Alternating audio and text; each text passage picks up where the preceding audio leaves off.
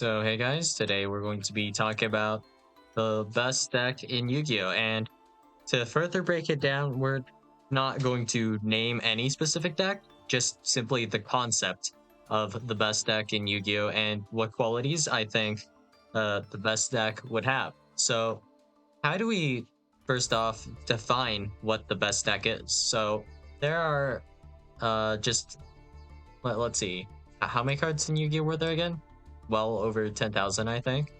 And we're just going to assume this is true. I think we're at like maybe 12,000 cards, 13,000 cards or something. And with all of those cards, how many different decks can you possibly make if we just purely look at the combination of cards? It's just some ridiculous number, I'm sure. It's probably like, I don't know, I'd say vaguely over a trillion different decks. Well, regardless, this number not too important, so I'm not going to even bother calculating it.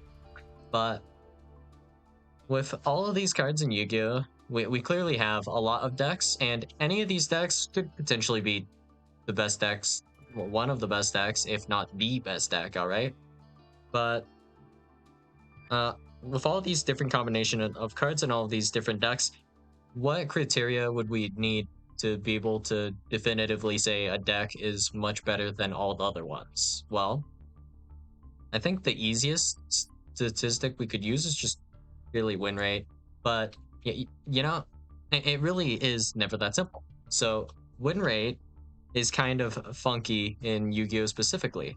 So it's weirder if we also account for like Master Duel and then TCG, OCG, and how those are best of three, and then this isn't best of three. So we have already an element of variance here. So we're not going to account for the game being like a best of three yet, but this will genuinely matter a little bit, but not for today's video that much. But just in general, let's say, for example, we have, let's go with like stun, okay? So let's say we have stun, which we'll just generously say has like a 99% or 100% win rate going first, and it loses 100% of the time it goes second. So in this case, then if we win the coin flip in just Master Duel, you're 50 you have a 50% chance to essentially win the coin flip or lose the coin flip, right? So it loses going second just by default, right? This list, but it will win every single time it goes first. So in this case, it's still overall 50% win rate. But if we go ahead and turn this a little bit on its head here, and we look at a game of like TCG or OCG instead, and we're going first with stun, if this is the case, we get to go first twice. So overall, the set, we win the set, we lose one game, but since we won, you know, there's all that math, and that becomes a little bit more jank to deal with, and also side deck. But let's assume the side deck doesn't matter, stun wins anyways. Then yeah, it gets kind of wonky, right? And then there's some other decks with like high win rates for specifically going first, not as much for going second. And we're not going to take into account side deck because that's like a little bit hard to take into account for. But yeah, it's more about winning the overall set, I think, in best of three than just winning every individual game. Of course, like it's still important for both, but you're more likely to be able to cheese kind of like sets, I think, than cheesing individual games, because well, you can end up going first more often in best of three than in just a best of one, which is kind of freaky, and there's like variants and stuff. But yeah, that's a thing to consider. But speaking of going first and going second, of course, we're going to be going for calcs related to Master Duel. So if we have a very high win rate deck for going first, like in this case, once again, we'll use the example of stun because it kind of is like this type of deck. But yeah, so if you lose every single game you're going second, you still only have a 50% win rate, which is technically not that great. But if we go ahead and say we have a deck that wins, let's go with 50% of the time it goes first and 50% of the time it goes second, then we're still at about the same. But if we bump it up to 60%, instead, this is better overall win rate than stun, which is kind of weird to think about. But we're going to go under the assumption that you go first and go second about 50% of the time. So in which case, if you win, like let's say 70% of the time you go first, and then more realistically, like maybe 40% of the time you go second with a deck, that deck, it could be considered like potentially the best deck, depending on the win rates of the other decks. Maybe nothing else has as high of a win rate, but it like depends on a lot of aspects. Like technically misplays are still a factor, so we're going to just take that out of the equation and assume both players in this case play absolutely perfectly, and their decks are also going to be built pretty optimally, and this is still going to be the win rate or around there. So in this case, stun is going to be considered worse than that deck, despite technically kind of, but not really, having a 100% win rate. So that's a bit freaky. So if we were to define the best deck, we would have to somehow figure out the win rate for the deck, just in general. And then I think it's worth considering the going first and going second ability of the deck, because sometimes you can have like kind of skewed data, for example. So let's assume, for example, we enter, let's say, a tournament, right? But we're playing stun, and for some reason, we just never go second. Then in that case, our win rate would be 100%, despite the deck being like a 50% win rate kind of deck, because we just never went second, right? So technically, you might have won like a tournament with, in this case, it would be stun, right? But stun is not the best deck. It just happened to like win in this situation. So there's like a lot of concepts that you kind of have to think about. Like, for example, in this case, it would be looking at specifically the results, or just doing the theory you would need for the deck. Like maybe like this deck that won a tournament is actually insanely inconsistent, and they also won like a lot of coin flips. So just winning wasn't that likely at all for the deck. Like it mathematically, it's a miracle that this deck would have won. So in this case, let's say the deck in question is maybe like Kashtira, but the Kashtira player open cracked every single time and also won like every single coin flip. So uh, they also somehow opened like a playable hand, and the math on that is surprisingly not that good. And playing through interruption also like not super great either. But yeah, assuming they still win the tournament, it doesn't mean like, despite that Kashira player maybe having like 100% win rate over the course of like, we'll even generously say like 50%, or not 50%, 50 games, that wouldn't make that deck necessarily the best deck. But if we take into account like all things we need to figure out a deck's like just how good a deck is, we have to figure out the deck's like actual ability to win games, the consistency of the deck. The deck defeating itself wouldn't be that great. Like maybe, let's say, for example, Ninja has the ability to beat any deck, just potentially, but you need like all the right cards in your hand at the exact time you need them. So maybe I have the cards that would beat my opponent here, but I simply did not open the Droll and Lockbird while going second, so I lost. And then maybe in a different game, I needed to open Imperm, so I lose. And then this other game, I just opened Geo the Gravity Ninja twice, so I actually have no play to stop my opponent, because I needed specifically Geo to stop their specific play. but no access to Geo, so can't really do anything about that. So yeah, pretty awkward. But technically, like, I do have the correct cards and the correct effects to shut down my opponent somewhere in my deck. But yeah, it's not going to happen.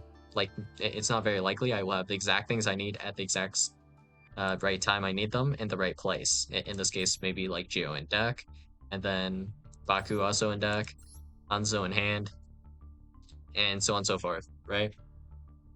So not only would a deck need a high win rate, we would also want technically a high win rate for going first and going second.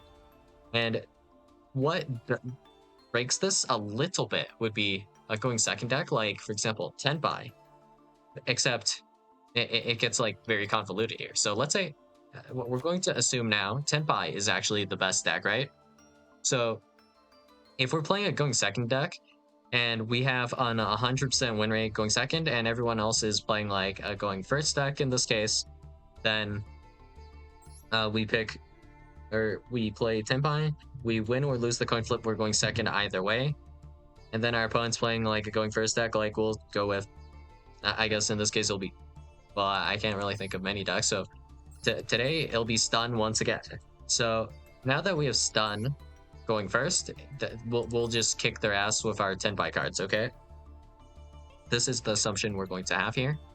And now the coin flip does not matter because we're always going to go second, is what you thought. But actually, no, that this doesn't actually make sense because if Tenpai is the best deck, then everyone's on Tenpai now. So in this case, now we're back to the same position again where, you know, if we go first, Tenpai doesn't really do much, you know?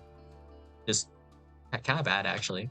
But if we're going second Tenpai, we'll kick the ass of, in this case, we're going to assume going first Tenpai. So now our win rate is back to 50%. So it's like, oh, well.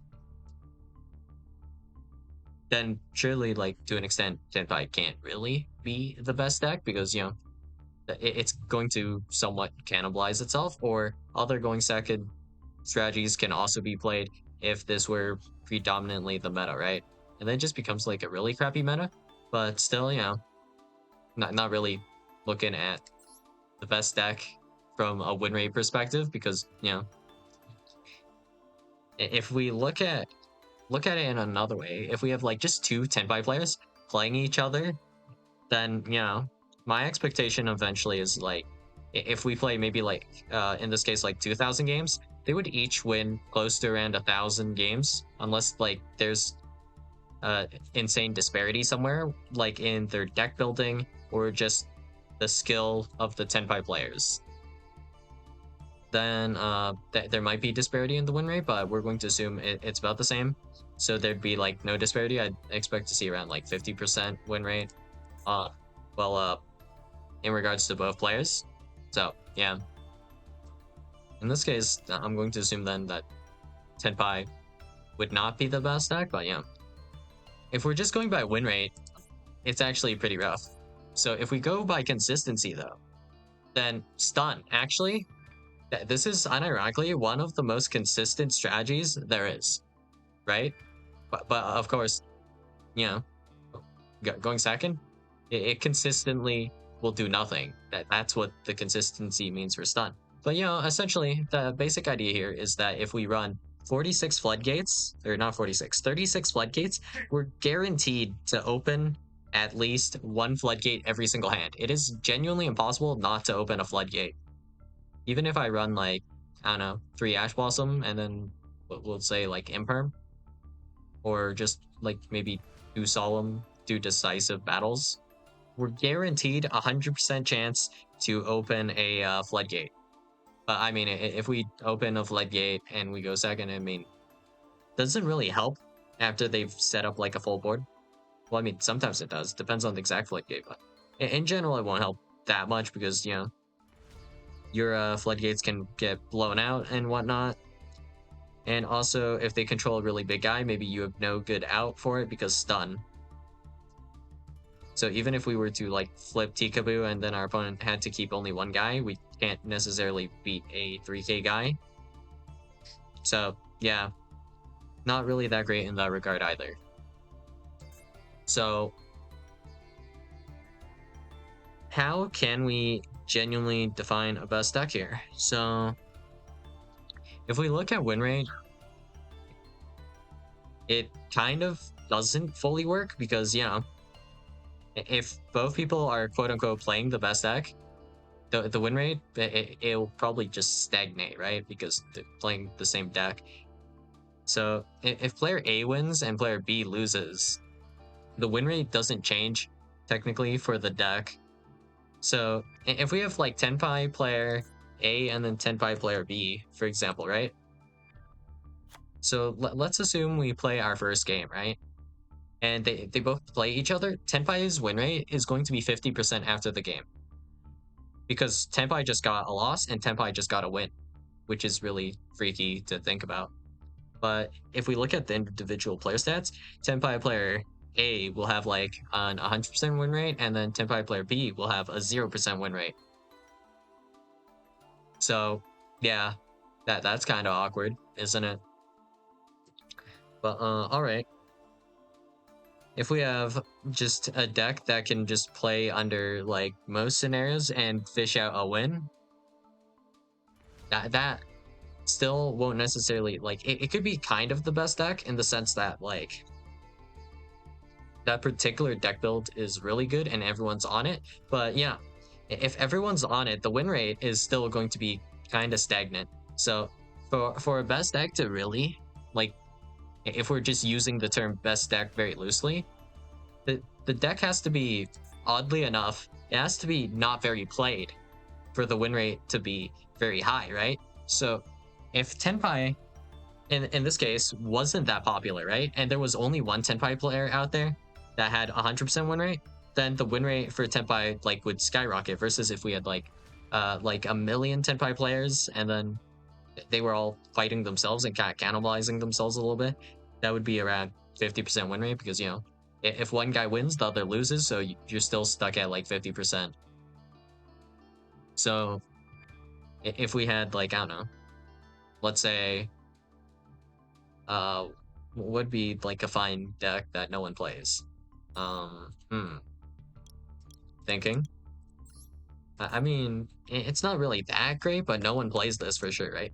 Let's say there's only one person in master rank right now, maybe that, or playing rating duels with Ashen, and they have, we'll generously say, I don't know, a 90 or 80% win rate. They might have like they might single-handedly be carrying the Ashen win rate, and Ashen might have, let's say in this case, because of this one player, 90 or 80% win rate versus like maybe what someone else would consider a top deck, like I guess we'll say Sprite, or right now it would be Blue Eyes. Blue Eyes might have, let's say, vaguely somewhere between 60 to 50% win rate.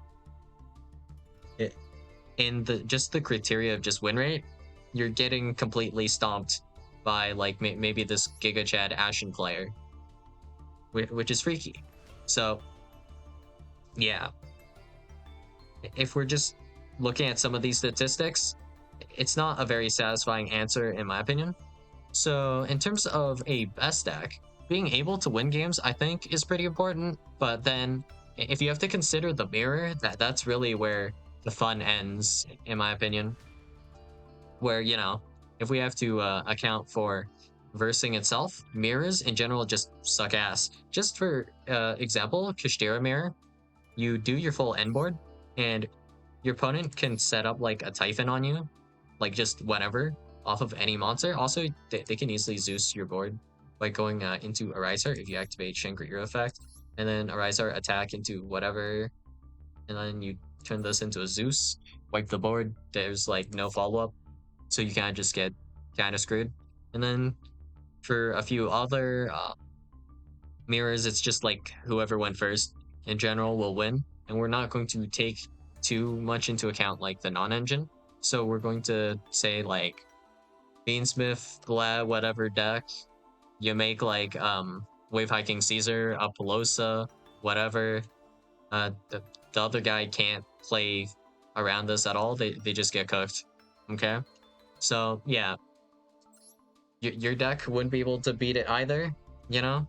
Like if you were facing that down, despite your deck also setting up that stuff, it doesn't mean you can deal with this, right? So like for example, Zombie World, your boss monster is pretty much just Doom King Ballad Rock.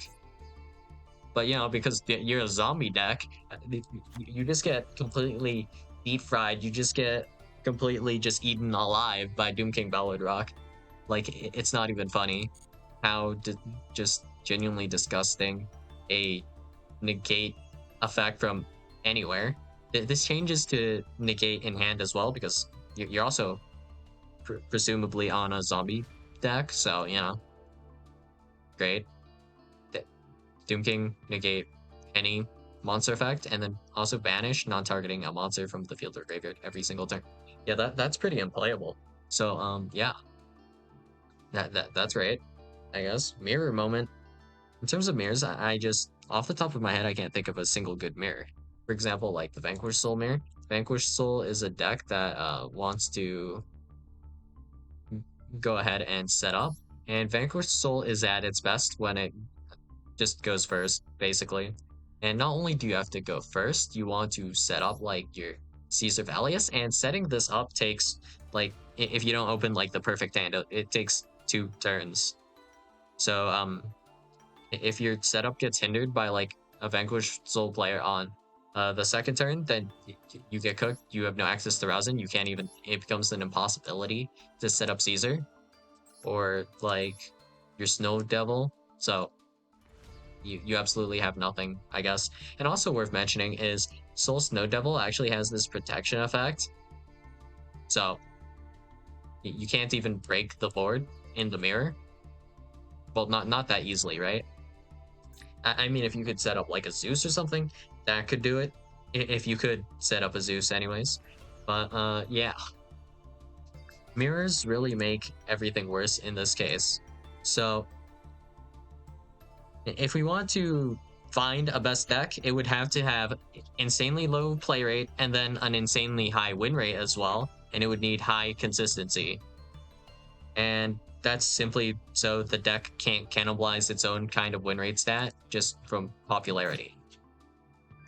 If we're going by like maybe vaguely other power levels and maybe some other kind of statistics, it really sort of depends on what you might consider is the best deck. If we're considering a little more niche, then maybe it would be like the best going first deck would be just stun because, you know, 100% consistency if we run 36 floodgates, never bricks, broken. And then if we're going second, maybe it's like something like Tenpai or some other going second deck. Doesn't really matter. But if we were to like compare these decks, maybe the win rate is actually about the same and it's not very noticeable, the difference of the win rate between these two decks. Like maybe Stun and Tenpai, if they were like extremely popular, they might have similar-ish win rates despite like playing against each other, you know, because you know Tenpai will put the stun player in their favorite position and the stun player will put the Tenpai player in their favorite position of going second. So yeah, pretty complicated, but primary thing I'd be looking for personally would be just simply high consistency and then the ability to go first and second.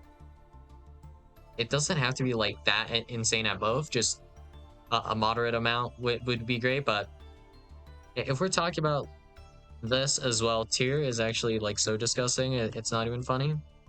Tier limit having the option of like just milling 5 or milling 8 or however many you're milling off of like a Havness, and then setting up negates on your opponent's turn and follow up and protection for like stuff on your own turn, technically to some extent. That's kind of gross. And then technically you have like Herald of Orange Light tributing or sending Mudora or whatever it does, and then you can shuffle it back to prevent Called By from working on the Herald of Orange Light. which is pretty disgusting in my opinion. Well, what else do we have to quantify a deck as the best deck? I guess like inboard strength kind of matters a little bit, but that kind of gets encompassed into win rate. So I guess it's not that important. But if we're talking about like just deck strength in general, the strongest thing that you could possibly do is just hard opening Exodia.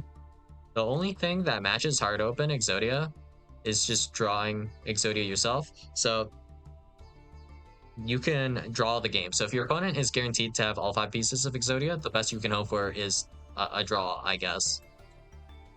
But aside from that, yeah, the best end board you could possibly produce as the going first player is just an FDK.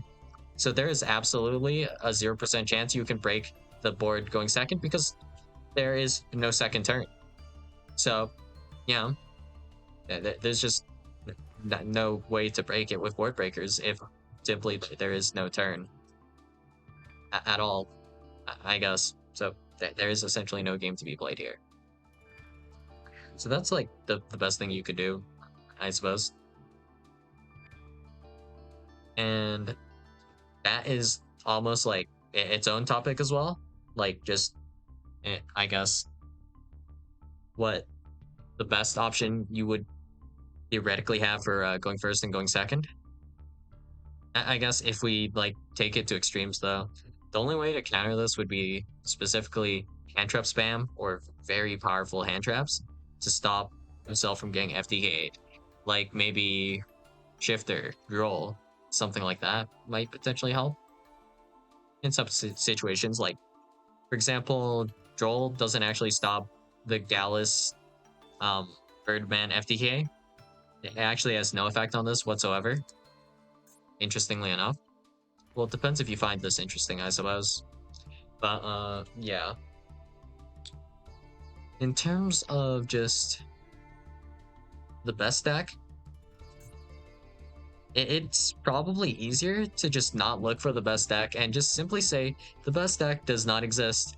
And yeah, if we account for the probability at the start of the video about how many decks that you would potentially just build in Master Duel or Yu-Gi-Oh in general, there's just such a stupid, unfathomable amount of decks. Like maybe definitively there is a best deck out there somewhere, but then you know that deck might not be the best deck because it's actually not good into this other deck, which makes that technically the best deck, and then we just repeat the cycle for like all of eternity, you know. But yeah, if there were a best deck, we probably won't find it anyways. It's just not very probable in my opinion. So yeah, it's just best to find like a deck that's just good in general. Like maybe we'll say has like decent consistency, starters, good balance of hand traps. Like I don't know, like Sprite, like that'll be good enough, you know. Win rate does matter, winning games does matter, but yeah, there's just so many elements to take into account. Just hanging around like 50% ish win rate or a little bit above, it's not that bad. So let's say maybe I have like 90 or 80% win rate going first, and then like maybe 30% or less win rate going second in a deck because I skewed it towards going first. So we could do that by potentially cutting a bunch of cards. Like we just cut all of our copies of Imperm. We play 0 Imperm. We keep Ash. We keep Called By. And the only hand trap we play is maybe like Ash Blossom Joe Spring. And maybe one other hand trap. Something like that.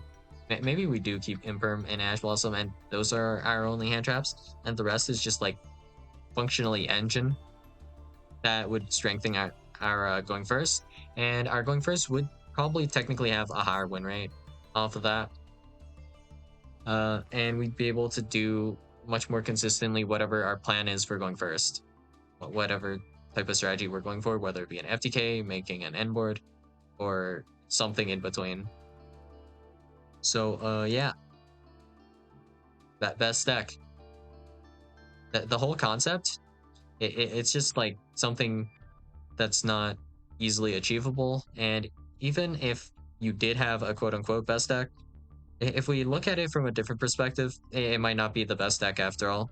So let's also take into account now, like before I did say, like a deck could have like an 100% win rate, right? Or whatever. But that's not taking into account like purely matchups either. So let's say we go ahead and look at stun once again, right? Okay, now we're playing against uh in this case, we're playing stun against Primite, and not just any version of Primite. It's specifically Primite with like 50% backrow removal, like just heavy duty backrow removal. Yeah, that that's not a winning matchup. Maybe against that deck, then we have a 0% win rate. Like regardless if we go first or second, it's just a completely unwinnable matchup. So that skews the data a little bit harder. So maybe your deck is really good, except it against like maybe these few decks, it's insanely not good, and it becomes a completely genuinely unwinnable matchup where there's no hope in the world for you. Like you'd go first, you'd go second. There's just nothing you can really do. And it's not that that deck is particularly good, because maybe your deck is like the only good matchup they have. So if they were to play against literally anything else, it's like game loss. So neither deck in this case would we consider either of these decks best deck? Like maybe we could consider like the theoretical first deck, like in this case stun would be like the best deck, as long as you're not playing against that other list. But maybe like there's a third list that has a decent matchup into like both of these like archetypes of decks or whatever. So yeah, it's just not really important. But regardless if a deck is good or not, I mean, the important thing is just if you enjoy playing it or not. No real point in playing like stun, for example. Like, let's assume in this case, stun is just the best deck, which, it's happened a few times actually. But let's assume this is the case. If you don't enjoy playing stun, there's no point in playing stun. It's not just about like if your opponent's having fun or not. Like, nah, I mean, I guess that is a small part of it, but it's like if you like the deck or not is pretty important as well. So just the deck being the best doesn't really fully get it there, I suppose. So yeah, that's all I got for you guys today, and I'll see you guys in the next video. Bye.